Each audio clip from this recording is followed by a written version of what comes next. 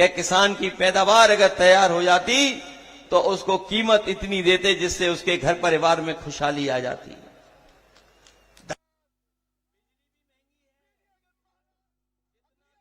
पीने का सामान या सामग्री बाजार से किसान ले रहा है, सब महंगा है। डीजल पेट्रोल तो है ही, लेकिन जीएसटी ने भी सब चीजें महंगी कर दी। महंगाई की मार गरीब पर तो पड़ी पड़ी है, लेकिन सबसे ज्यादा महंगाई की मार हमारे किसानों पे पड़ रही है। जो लोग कहते थे कि रुपया और डॉलर का हम तालमेल बना देंगे, हम डॉलर की कीमत नहीं बढ़ने देंगे, उनसे पूछिए बाजार में सोने की कीमत क्या है। सोने की कीमत कहां पहुंचा दी। आज अगर किसी गरीब परिवार के किसी बेटी की शादी है तो अगर वो जेवर भी लेने जाएगा तो पैसे ज्यादा दे करके आएगा, जेवर कुछ मिलेगा ही नहीं उस पैसे में। आप याद कीजिए 2014 में ये सोने से लेकर के और चीजों की कीमत क्या थी और आज कीमत क्या है। महंगाई बढ़ा दी, और ये महंगाई इसलिए बढ़ी है क्योंकि बीजेपी के लोग मुनाफा कमाना चाहते हैं, मुनाफा कमाना चाहते हैं। याद रखना, जब ये लोग मुनाफा कमाएंगे तो महंगाई अपने आप बढ़ जाएगी, और बीजेपी के लोग जानबूझ करके अपने उद्योगपति मित्रों को ये ज्यादा मुनाफा कमाना देने का मौका दे रहे हैं। इसीलिए आज हमें महंगाई का सामना करना पड़ रहा है। महंगाई का सामना इसीलिए, जहां एक तरफ किसान दुखी है, वहीं हमारे नौजवानों को हम जानते हैं, सड़कों पर दौड़ करके वो तैयारी करते थे अपनी भर्ती की। हजारों की संख्या में नौजवान सवेरे उठ करके खेतों से लेकर के सड़कों पे दौड़ा करते थे। हमने वो समय भी देखा है कि अगर पक्की सड़क है, ट्रैफिक है कि नहीं है, लेकिन वो अपनी जान की परवाह नहीं करता था, तब भी सड़क पर वो तैयारी करता था फौज में भर्ती के लेकर के। लेकिन आज फौज की भर्ती जिस तरीके से होती थी वो नहीं हो रही है। हम अपने तमाम नौजवानों से कह करके जा रहे हैं, लोकसभा में भी कहा आपसे, और जिन साथियों ने लोकसभा में सुना होगा वो लोग भी जानते होंगे कि समाजवादी पार्टी ने कहा है कि जब भी समाजवादियों को मौका मिलेगा ये अग्निवीर जैसी व्यवस्था हमेशा हमेशा के लिए खत्म करने का काम करेंगे। अग्निवीर व्यवस्था हम लोग कभी स्वीकार नहीं कर सकते, और हमारे नौजवानों ने तो पढ़ा होगा, उन्हें जानकारी भी होगी। वो इसलिए करना चाहते हैं कि सरकार का खजाना ज्यादा न लग जाए, हमारा बजट ज्यादा न लग जाए, इसलिए बजट की कटौती कर रहे हैं। सोचिए, जो लोग देश की सुरक्षा की सीमाओं पर जो हमारा नौजवान खड़ा होता है, इसलिए भर्ती नहीं कर रहे क्योंकि उन्हें बजट कट करना है।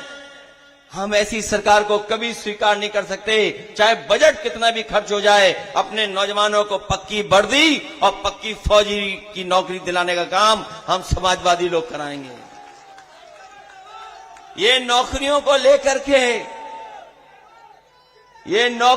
लेकर के समय समय पे बीजेपी के लोग बड़ी साजिशें करते हैं, समय समय पर ऐसे फैसले लेते हैं जिससे नौजवानों को नौकरी न देनी पड़े।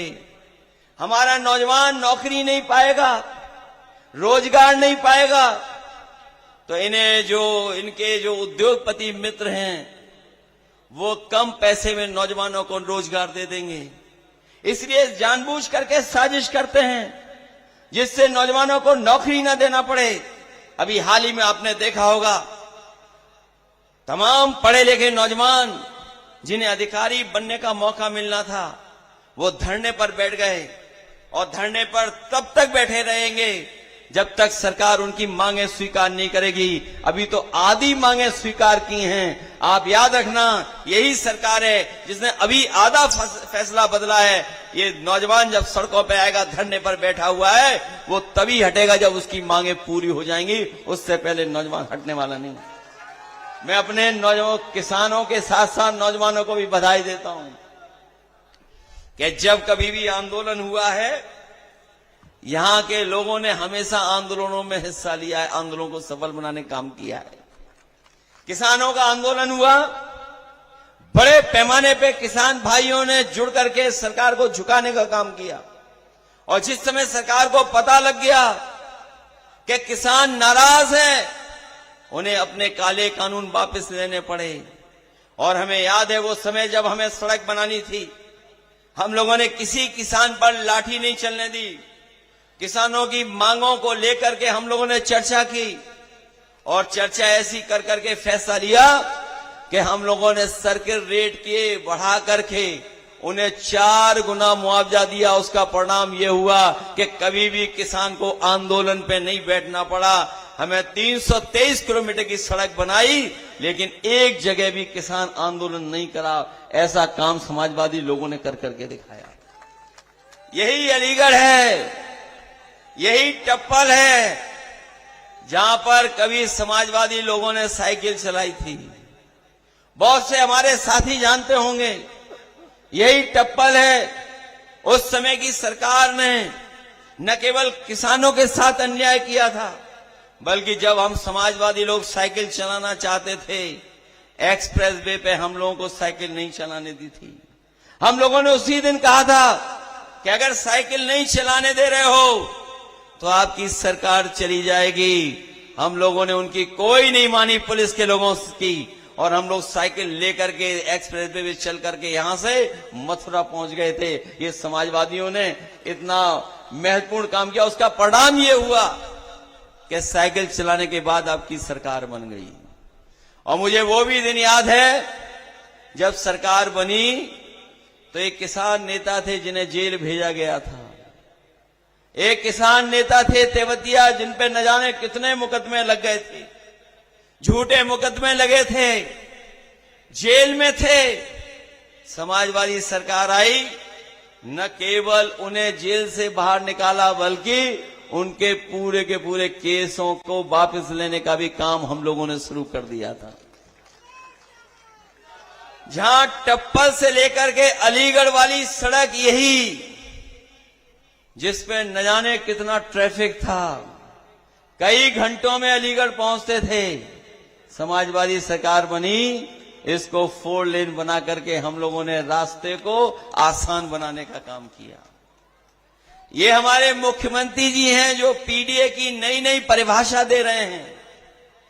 पीडीए की तो परिभाषा दे रहे हैं, लेकिन डीएपी का फुल फॉर्म नहीं जानते हैं। पीडीए की तो नई नई परिभाषा है उनके पास, लेकिन डीएपी की परिभाषा नहीं जानते हैं।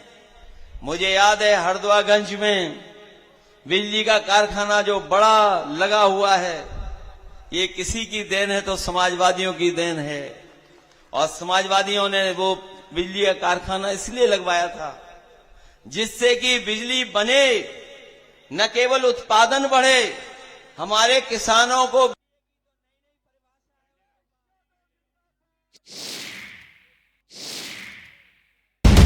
आप देख रहे हैं भारत का सर्वश्रेष्ठ न्यूज चैनल भारत समाचार।